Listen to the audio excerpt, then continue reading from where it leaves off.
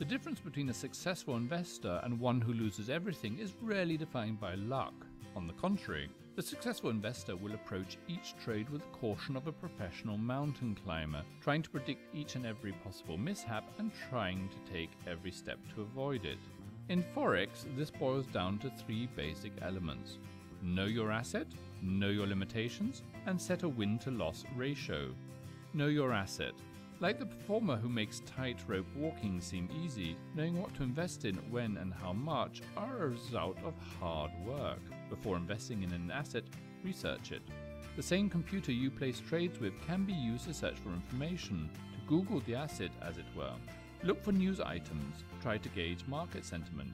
Open some historical charts and check out how the asset has reacted in the past to various events. Now come up to the present and see how the chart compares with the day's news.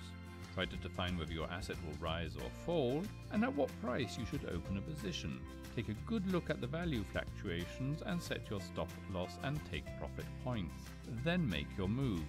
Know your limitations. Leverage is a wonderful tool. Without it, you probably wouldn't be here. You'd never have been able to mobilize the cash necessary to make a noticeable profit from Forex in the first place. On the other hand, never invest more than you can afford to lose. Most gurus say never more than 2 to 5% of your equity.